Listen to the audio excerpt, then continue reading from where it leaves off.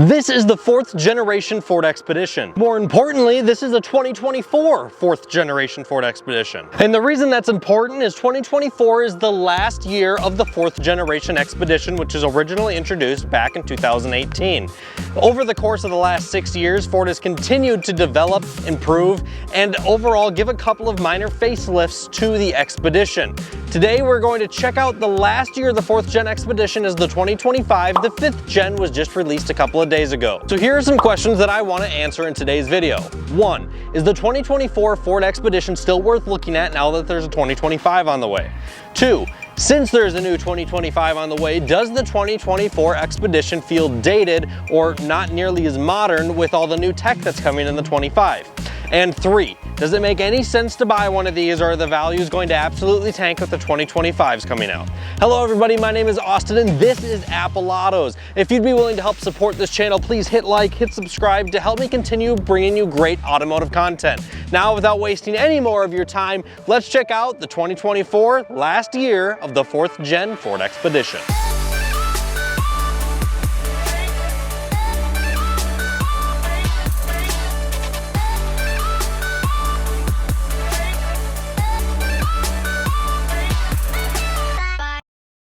Now in today's video, I'm going to take you on a thorough tour of this $83,000 Expedition Limited. It is heavily discounted, and if you're interested in purchasing a new Expedition, be sure to check out the link down in the description below, or even if you're interested in ordering a 2025, be sure to check us out at Apple Autos. We have 3 of the largest Ford dealers in the Midwest, so be sure to give us a call. We will be sure to give you the greatest customer experience that you've ever had. Now, what do I want to show you on this Expedition on the exterior? All in all, let's start up front. Now, before we get too far into this 2024, if you guys have not seen the recently revealed 2025, go ahead and check out these few photos of the new front end. I'm a huge fan of this light that spans across the entire front. Kind of weird to me that the Tremor doesn't get that light, especially with it being one of the newer high trims because it's the off-road variant. But the higher trims of Expedition get this cool light across the entire front end, which a lot of people are really scared is going to be an EV with the design that they had going on, which supposedly there is going to be an upcoming EV variant of the Expedition coming out. But as for now, both this one and the new one are powered by the 3.5 liter twin turbo V6 paired to the 10-speed automatic transmission, which is used across a variety of different Ford and Lincoln products. It's been out for many years now. It's proven to starting to be quite reliable. It definitely had a few issues when it first started, but it's gained a lot of reliability, and the 10-speed has a very good reputation behind it as well. So very reliable, solid, robust powertrain that's able to tow, haul. It's pretty dang quick. It's got a nice sound and tone to it, and it gets overall much better gas mileage than the 5-liter V8 that it ultimately ended up replacing. Now, this Expedition is equipped with the Stealth package, which the whole front end gets a lot of these cool gloss black accents on, which I think looks really aggressive and really mean. I do really like the blacked out Ford logo with the chrome around it. This is a really classy looking front end, while I honestly like the way that this looks more than the current gen Navigator. I know the new Navigator was just released as well, but I just think these look classier than the Navigators in the whole front end sense of things. The side profile of the Navigator is a little more classy, but the front end of these Expeditions I just think looks so good. I think it's better looking than the current Tahoe, better looking than the current Suburban. Obviously those are very similar vehicles. I just really like the front end of these. The running lights are super cool. I love the whole grille layout. The whole front end is just very appealing. Now on the bottom half here, we have a couple of active vents, which we also have some active vents up top. On the bottom here, we have our intercooler with some radiator right behind that Ford logo. We have our front camera for 360-degree camera under the Ford logo up front. The black Expedition lettering over this gray looks very good. All in all, that's all I have to say about the front end of this thing. Let's go ahead and check out the side. On the side of the 4th gen Expedition, this model does have power running boards, which are pretty cool to deploy when a door is opened. Now, I really like how everything on the outside of this thing is painted, which makes it look very upper class, not cheap at all. There's zero exposed plastic anywhere on here. We have this gloss black on the bottom half of the mirror with the painted silver up top. The whole, everything up here is painted in the factory silver color with just a signifying line between that window row of chrome. So a lot of paint is shown everywhere. I literally don't see anywhere, even the corner of the power running board, gloss black. Zero plastic on the outside of this thing, which I think makes it look very nice, very luxurious, and kind of a higher end luxury vehicle. One thing I do think looks kind of weird is how unbelievably massive from here over this taillight housing is. It carries over so far. I have a feeling it has to do with the reflectors that are inside of the housing for regulations and such. However, it just looks like such a large red plastic housing on the side of this thing. I know that this is the stealth one, so they're even kind of smoked, and I still don't think they're dark enough for just how big it is. However, it does still have a nice look to it. Check out the 2025 side profile here so you can see the differences between this one and the new one. I do really like the look of the front end, the way that the side looks of the headlight up front. But all in all, this is a very familiar body. We've seen it for many years now. It very much so resembles the current gen Navigator as well. Of course, there's the new Navigator out too. But I do really like the look of it. It's got a nice boxy design. It looks modern. However, at the same time, it does look like it's aging a little bit from the side. And also don't forget, these things are all aluminum. So you're not gonna have any rust or have to deal with any of that here in the cold winters of Minnesota like we are located here at Apollotos. None of this stuff's gonna rust out. It's gonna keep itself looking pretty for the remainder of its life. So it's a huge benefit of these on the used market compared to the competitors. These aren't gonna rust out, and that's kind of a big deal because that's a massive problem here in this climate. On the back side of the Expedition, I really like the look of this thing, just a massive SUV. This one is not the Max model, which gets the extended wheelbase and larger rear seat and trunk storage. All in all, the back end of this thing looks really cool. I like how the chrome strip that I mentioned on the side carries its way throughout the back. I do wish that even in this gen that we had something to cover the wiper, maybe like a larger like deck lid top spoiler that the wiper would kind of sit inside of. I've always thought that that looks cheap when the wiper's just sitting out here, and you can have some issues with wipers freezing. That's just something to point out. All in all, this is a great looking SUV from the back. Love the tri-tone with the chrome, the silver, the black, and the all black down below. Totally like hides the exhaust tip that's hiding out down here, which is also black, which is kind of a nice touch from Ford. To open up our tailgate, we just have a single touch, power up and down, unlike the new 2025. The new 2025 does obviously still have a power tailgate. However, it's now a split gate. Both the Navigator and the Expedition feature something like almost like the BMW X5 or Range Rover have, where the top half of this opens up and the bottom half is like a tailgate on a truck, and you fold that down separately. Now, there's benefits to that, there's downsides to that. It's your decision if that's something that's a deal breaker to you or not. I think this is totally fine. It makes getting in and getting out super easy. This is how lift gates have been done for so long in American vehicles. Let me know your thoughts on the new split tailgate down in the comments below. On the inside of the trunk of the Expedition, we have power fold down second row by just using some of the buttons that we have sitting right over here to easily fold those down. They do not fold up power. That is a manual fold up process. You just open the door and push it right up. Very easy to do. The third row, however, is power up and power down. Very, very easy to bring those seats up, very easy to bring those seats down.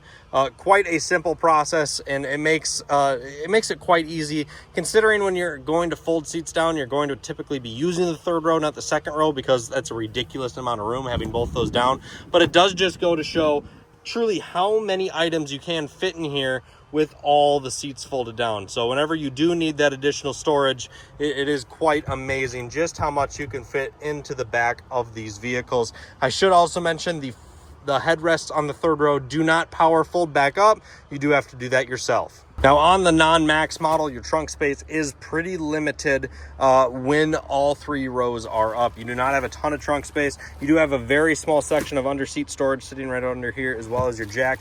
However, all in all, you do not have a whole lot of trunk space with all three rows up, but you can still fit a decent chunk of things. You got about 1.5 feet of space between where your trunk closes and the back of the seats, which gets more narrow as it goes up. So you can fit some larger bags for groceries back here, but you probably can't do a full run to the airport. And to close the lift gate, the button is located right on top, so it might be a little bit of a challenge if you're on the shorter side.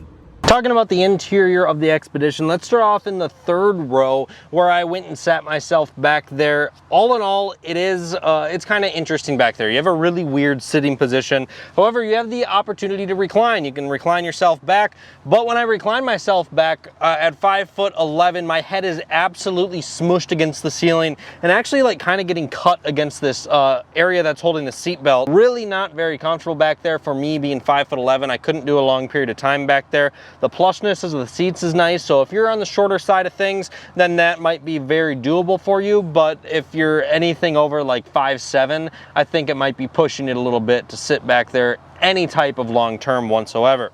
When we move up to the second row, I am much more comfortable. I have a lot of plushness in my seats. Overall, it feels quite nice. I have the availability to move the seat forward. I have the availability to move the seat back. I can even recline. However, it's a very clunky process because it's manual adjustments, unlike the power adjustments back in the third row. And I have to like pull this switch down on the side, and I can do it just fine being myself. However, I think if a kid tried to do this, just, you know, a curious kid playing around, I think they'd fold themselves right in half.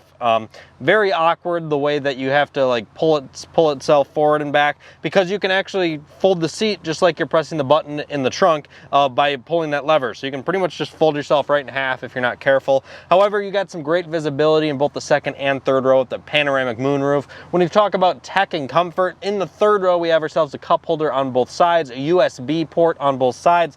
I'd really like to see those updated with some USB Type-Cs with the modern day and age. I'm sure that the 2025 is going to have all that good stuff. As we move up into the second row, we have ourselves climate control that's controllable through this display that's right on back of the center console for the driver and passenger. We can choose our temperatures. We have heated seats for the driver and passenger in the second row. Overall, a very comfortable spot to be. And as we move ourselves into the first row, which is where I am sitting now, we have ourselves a nice leather-wrapped steering wheel. Overall, very comfortable. It's a nice spot to be. One thing I'm a little disappointed with in all rows is the quality of materials. There's so much hard plastic everywhere. And with the MSRP on this particular model being $83,000, it's very much so approaching a base model Navigator. And the Navigators have 0% financing right now, and these currently do not. So in my opinion, that makes a base model Navigator a little bit more appealing than the current Expedition. However, I like the tech in the Expedition more than I like it in the Navigator. Now, the tech inside of the Expedition here is the Sync 4A system, which is shared with the Lightning, the Mach-E, and it's this vertically laid out sync system, which I think is very aesthetically pleasing. It's very easy to use. It has a lot of great tech features. All in all, it's quite fast. I love the way Apple CarPlay looks on it. The 360 camera looks great on it. We have a digital cluster. All of it looks absolutely fantastic. And we have this cool kind of rugged design that runs throughout the whole interior up front with this red stitching around it. It's got a really good look to it. I do think it's very, very aesthetically pleasing. It's very comfortable up here. I have a lot of different adjustments. Everything about it is just quite nice. It's a great spot to be. Heated and ventilated seats up here, which is great. In this particular model, we even have ourselves a rear locking differential, multiple selectable different drive modes. It's very similar to driving an F-150. Heck, it's like identical to driving an F-150 actually, except for the vertically laid out screen. It's a very nice spot to be. Really, really like it. Very comfortable, great visibility, easy to drive because of all the tech. I just wish that the materials look like they're a little bit higher quality, especially with the price point that this particular Expedition is listed at. Let's start off this drive in the Expedition going over the bumpiest road in town just to see how it handles. Now, of course, this is on the same platform as the F-150, which means, as you guys are experiencing right now, just how unbelievably comfortable this generation of Ford products is. It is incredible how luxurious they ride, how nice they ride. It has always blown my mind just how nice riding of vehicles these are. Now, I think the Escalade currently has the best ride out of any vehicle in this size class. However, I would say that not far behind are the Lincoln and Ford products. They're very, very, very impressive. Their ride quality is second to none. Now, let's see what this 3.5 liter has to offer. Very, very quick. Lots of get up and go. The Expedition is very, very quick with that 3.5, and it actually has a great sound tone to it as well. It doesn't sound too loud, but it's got a nice turbo flutter here and there. It's got a good exhaust tone to it. All in all, I much prefer that over electric in my personal opinion. Now, even though it is quite a large vehicle, it's very easy to navigate and drive on the crowded streets here in Apple Valley, Minnesota. Reason for that being is all of its safety systems with blind spot assist, with a 360 camera, with all of its lane keep and all of that good stuff. It makes it very easy to navigate this large vehicle on tight, crowded roads. So even though you're in the big truck and behind the wheel is something large, it's pretty easy to drive, and these are phenomenal in winter. With the different selectable drive modes in the Expedition, it makes it a very comfortable vehicle to be behind the wheel of, no matter how you're wanting to drive. If you want to drive in eco mode, it's very, very smooth. Power delivery is very minimal. Normal is quite easy to get around town. Sport is quite aggressive, especially for a vehicle like this. So it's definitely fun how something so big and such a family-oriented vehicle can have so many different personalities when you're behind the wheel. 6 years the 4th Gen Expedition has been on the roads. It's been perfected, it's been tested, it's been proven over those 6 years, and it is at the point where it's been out for some time, where it's proven reliable. There's not going to be really any flaws with it. It's going to run and drive great. You're not going to have any issues with it. Where the 5th Gen that's coming out soon could be problematic in the first years. That can happen on a lot of cars. And it also is switching this whole infotainment over to Google. So Google is now powering the vehicle over Sync. The kinks haven't been entirely worked out with all that stuff yet. However, of course, there's going to be a lot of over-the-air updates coming with the new Sync system, or the new Google system that we're going to see in the 2025. So ultimately, it just comes down to which one you like the look of more, because the main differences that I think the people are going to be interested in pursuing a 5th Gen over a 4th is the exterior design and the screens, because that's the biggest difference between both of these. Having the same powertrains and all of that stuff makes these two very similar SUVs when it comes down to it. So which one do you like the look of more is what I have in question for you guys today. Do you like the look of the 4th Gen Expedition, or do you prefer the look of the 5th? Let me know what you guys think down in the comments below. Thank you so much for joining me today here on Apple Autos. It was great hanging out with you, and I look forward to seeing you next time. Don't forget to hit like and subscribe so you get a notification when I come out with a new video next.